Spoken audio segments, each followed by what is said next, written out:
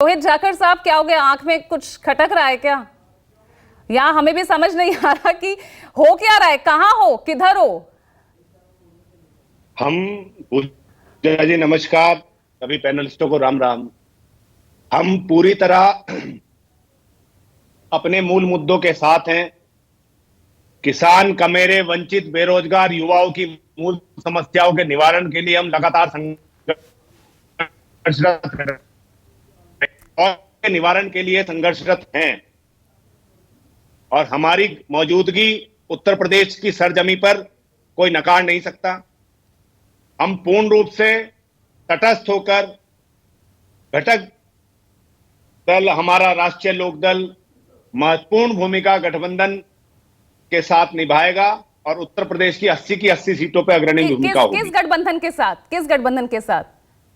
अब उसकी औपचारिक घोषणा बहुत जल्द आपके सामने हो जाएगी।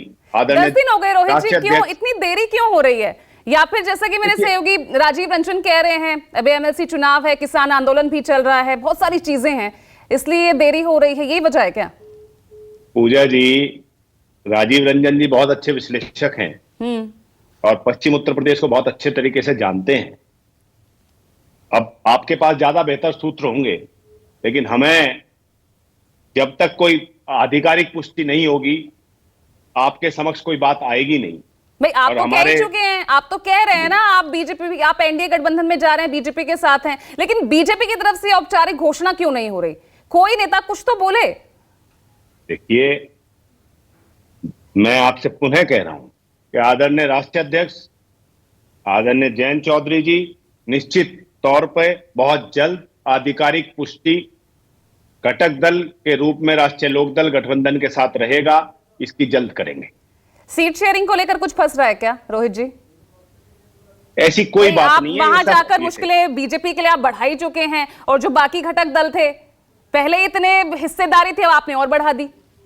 देखिए, स्पेक्युलेशंस कुछ भी हों, लेकिन हमारे मुद्दे तटस्थ हैं और बहुत जल्द आधिकारिक पुष्टि आपके समक्ष होगी।